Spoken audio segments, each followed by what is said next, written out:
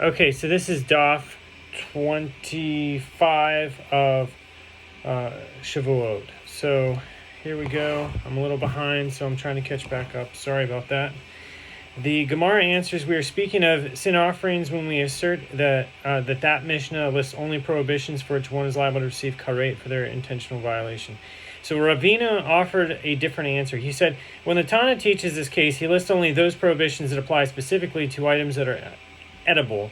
With regard to an oath, that is, it is a matter that applies also to items that are not edible, and he does not teach it in that Mishnah. The Gemara asks, but doesn't that Mishnah include in its list the prohibition against deriving benefit from the misuse of consecrated property, which applies even to consecrated wood and stones? The Gemara answers, rather, when the Tana teaches this case, he lists those prohibitions that apply to tangible matters. With regard to an oath, it is something that also applies to intangible matters, such as I will sleep or I will not sleep. And the Tana does not teach it in that Mishnah. So we're back to a new Mishnah. The Mishnah says, if one unwittingly takes an oath about the past or breaks an oath he made about the future, both if it is an oath that addresses matters that concern oneself, and if it is an oath that addresses matters that concern others, he is liable to bring a sliding scale offering for an oath on an utterance. And likewise, an oath on an utterance may address both tangible matters and intangible matters. How so? Examples of oaths about future actions that concern others are if one said, on my oath, I will give so-and-so a particular item, or on my oath, I will not give it to him. Examples of such oaths about the past are if one said, on my oath, I gave another a particular item, or on my oath, I did not give it to him. Examples of oaths about the future that address intangible matters are when one said, on my oath, I will sleep, or on my oath, I will not sleep. Examples of such oaths about the past are where one said, on my oath, I slept, or on my oath, I did not sleep. Other examples of oaths about intangible matters are when one takes an oath saying, I will throw a stone into the sea, or I will not throw it, or I threw it, or I did not throw it. Rabbi Yishmael says, one is liable only for an oath on an utterance taken about the future, as it is stated, or if anyone take an oath clearly with his lips to do evil or to do good, whatsoever it be that a man shall utter clearly with an oath. Leviticus 5:4. So the Torah refers explicitly only to oaths about which one will do in the future. Rabbi Akiva said to him, if so, and one is liable only for oaths explicitly mentioned in the verse, then I have derived only that one is liable for an oath on an utterance with regard to matters to which doing evil and doing good apply. Where do I derive that one is liable for an oath on an utterance with regards to matters to which doing evil and doing good do not apply?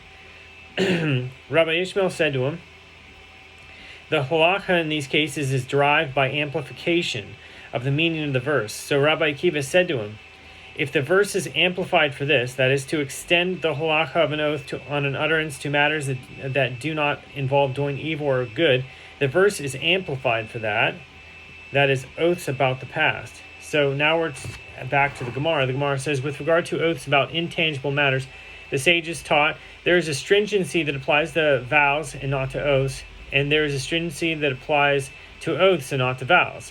The stringency that applies to vows is that vows take effect with regard to a matter involving a mitzvah, like they take effect with regard to an optional matter, which is not the case with regard to oaths. An oath not to perform a mitzvah does not take effect at all. The stringency that applies to oaths is that oaths take effect with regard to an intangible matter like they do with regard to a tangible matter, which is not the case with regard to vows. The Mishnah teaches how so. Examples are if one said, on my oath, I will give so-and-so some item, or on my oath, I will not give it to him. What is the case of an oath in which he says, I will give? If we say that he takes an oath that he will give charity to a poor person, that is not an oath that takes effect since he is under oath from Mount Sinai to give charity. As it is stated with regard to a poor person, you shall give him. Deuteronomy 15:10. Rather, the case is where he said he would give a gift to a rich person. The oath takes effect, as there is no mitzvah to do so.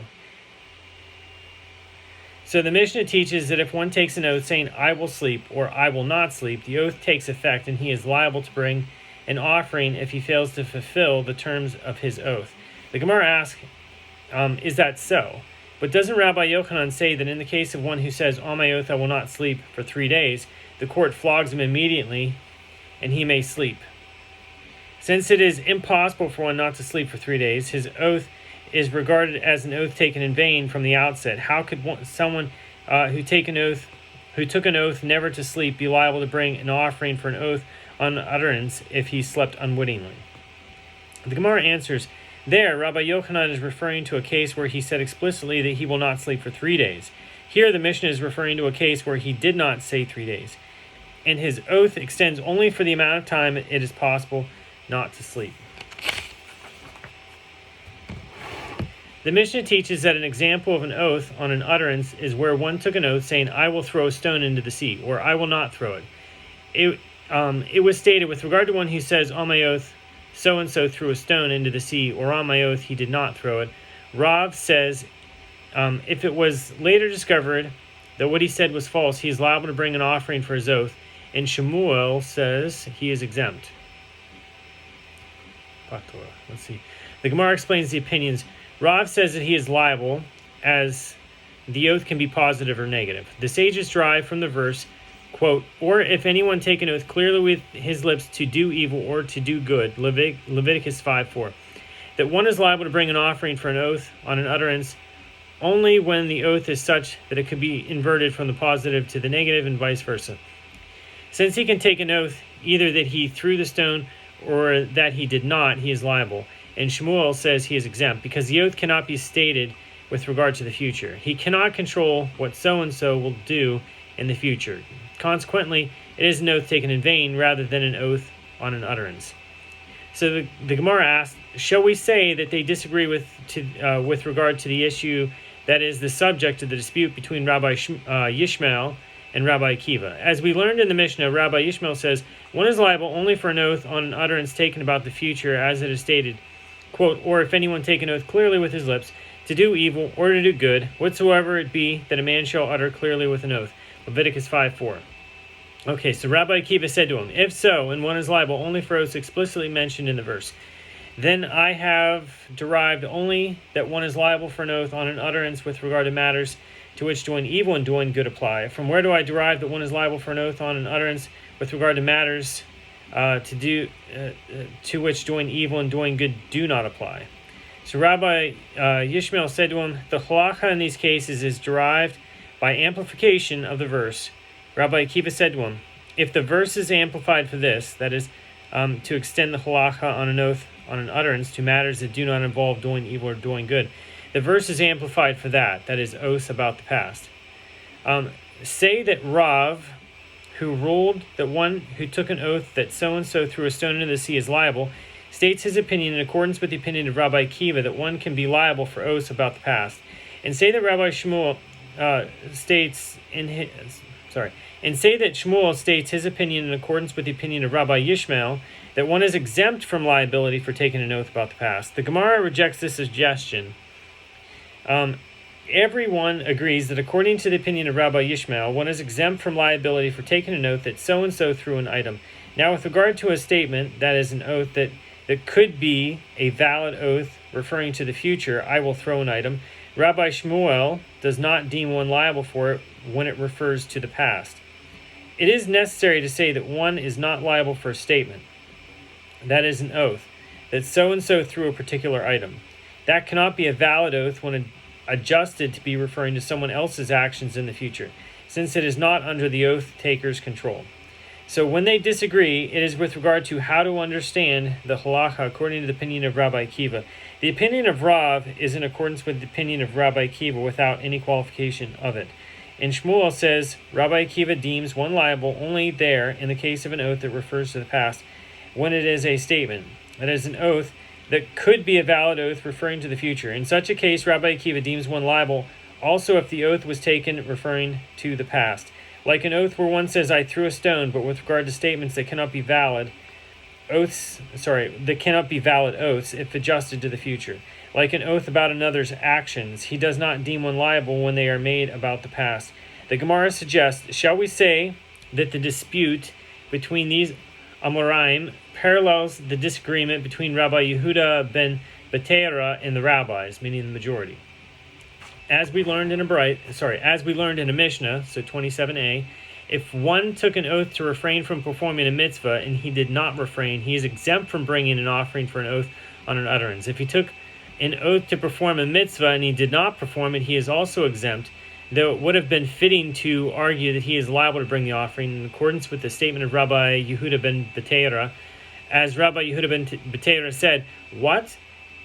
If with regard to an oath concerning an optional matter, for which one is not under oath from Mount Sinai, he is liable for breaking it, then with regard to an oath about a mitzvah for which he is under oath from Mount Sinai, is it not logical that he would be liable for it?" The rabbi said to him, "No, if you said that one is liable for breaking an oath concerning an optional action, where the Torah renders one liable for a negative oath not to perform it, like for a positive oath to perform it, shall you say one is liable for breaking an oath concerning a mitzvah, where the Torah did not render one liable for a negative oath, like for a positive oath?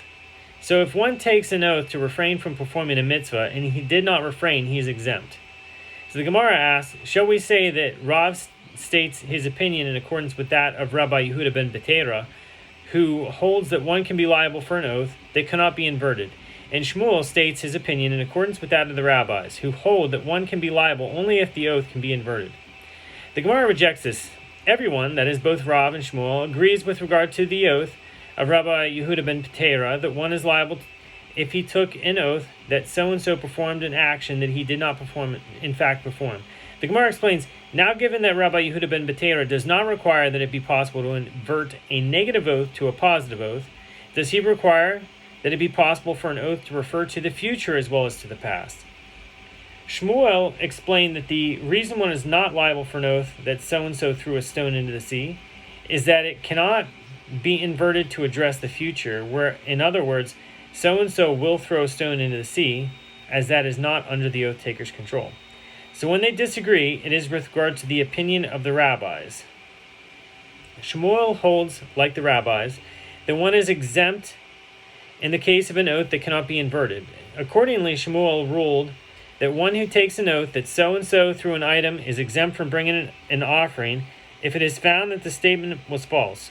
And Rav holds that the rabbis do not deem one liable in the case of an oath that cannot be inverted from negative to positive or vice versa, as it is written explicitly, or if anyone take an oath clearly with his lips to do evil or to do good, Leviticus 5:4. But with regard to the requirement that it be possible to invert an oath referring to the future, to refer to the past or vice versa, which is derived from an amplification of the meaning of the verses, the rabbis deem one liable as they do not accept the derivation.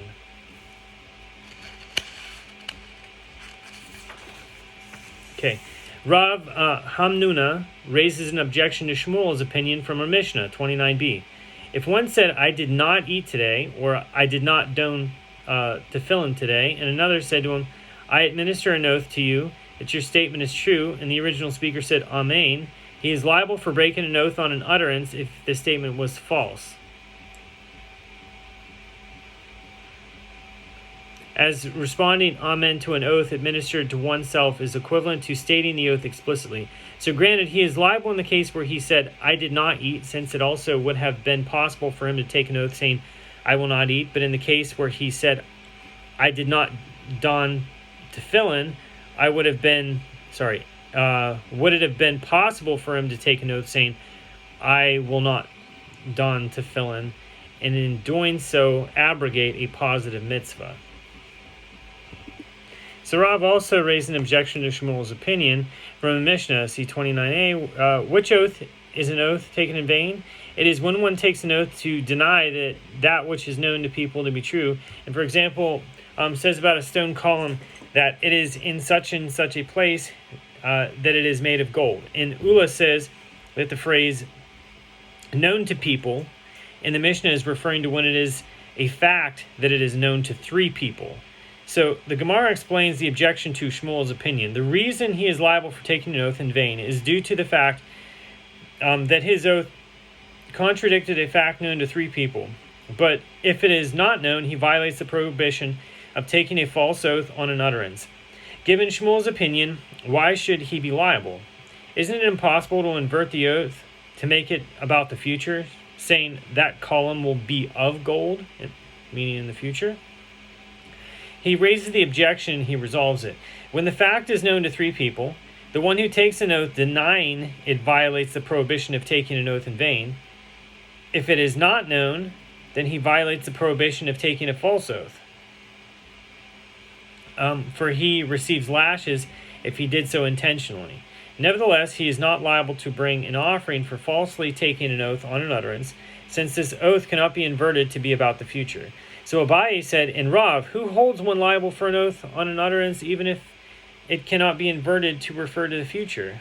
Concedes in a case where one says to another, 'On my oath, I know testimony that is relevant to you.' And it is found afterward that he did not know testimony that was relevant to him. That in that case, he is exempt from bringing an offering for an oath on an utterance. The reason is that it is not in the category of an oath that could be inverted to the negative oath of 'I do not know testimony that is relevant to you,' as that oath would be an oath of testimony rather than an oath on an utterance. The Torah states, 'And if anyone sin, and that he hears the voice of adjuration, he being a witness, whether he has seen or known, if he do not utter it, then he shall bear his iniquity.' Leviticus 5:1. One is liable to bring an offering for an oath of testimony if he takes an oath falsely denying that he has knowledge of testimony in a monetary matter. But if he takes an oath saying, 'I knew testimony that is relevant to you,' or 'I did not know testimony that is relevant to you,' the halakha is subject to the dispute between Rav and Shmuel. Similarly, if he took an oath saying, 'I testified,' or 'I did not testify,' whether or not he is liable to bring an offering for an oath on an utterance depends on the dispute between Rav and Shmuel. In these cases, the oaths cannot be inverted from the past to the future and are also not oaths of testimony since they do not involve the refusal to testify." The Gemara says, "Granted, according to the opinion of Shmuel, who says that an oath about a matter that cannot be inverted to refer to the future is one for which one is not liable when it refers to the past, it is for that reason the Merciful One removed an oath of testimony, which cannot be inverted, from the category of an oath on an utterance, and legislated it in a separate verse. See Leviticus 5:1. But according to the opinion of Rav, for what halakha did the Merciful One remove it from the category of an oath on an utterance and relate it as a distinct category? Every oath of testimony is a case of an oath on an utterance, and there is no need to relate it to a special case. The sages said before Abaye, an oath of testimony is singled out according to Rav in order to render one who takes it falsely liable to bring two sliding scale offerings for it, one for a false oath on an utterance and one for a false oath of testimony. So Abaye said to them, you cannot say that one who takes a false oath of testimony is liable to bring two offerings, as it is taught in a baraita with regard to the sliding scale offering, that it is brought for both an oath of testimony and an oath on an utterance. The verse states, and it shall be, when he shall be guilty in one of these things, Leviticus 5:5, by inference, for one who sins that renders one liable to bring a sliding scale offering, you may deem him liable, but you may not deem him liable for two. The Gemara asked, and if this is so, then according to Abaye's understanding of the opinion of Rav, for what halakha did the Merciful One remove an oath of testimony from the category of an oath on an utterance and relate it as a distinct category? The Gemara answers, an oath of testimony is singled out, as it is taught in a baraita, for every other one of the prohibitions for which one is liable to bring a sliding scale offering. It is stated in the verse, quote, and it is hidden from him, Leviticus 5, verses 2 through 4. And here, with regard to the oath of testimony, the phrase, and it is hidden from him, is not stated. This serves to render one liable to bring an offering for taking an oath of testimony intentionally, like one who is liable for doing so unwittingly. The sages said to Abaye, say that the oath of testimony was singled out for a different reason. When he takes a false oath of testimony intentionally, he is liable. He's liable to bring only one offering, but when he does so unwittingly, he is liable to bring two, one for an oath of testimony and one for an oath on an utterance. Abaye said to him, in response, Is this not what they said in a Baraita with regard to the verse about the sliding scale offering? When he shall be guilty in one of these things, Leviticus 5:5, by inference, for one of the sins that render one liable to bring a sliding scale offering, you may deem him liable, but you may not deem him liable for two. And since one does not bring an offering for an intentional false oath on an utterance, if the verse is referring to a case where he intentionally took a false oath of testimony, how could there be a case where one is liable to bring two offerings, such as this case needs to be excluded? Consequently, the verse must be referring to a case where he took the oath unwittingly, and it teaches that nevertheless one brings only one offering for each violation.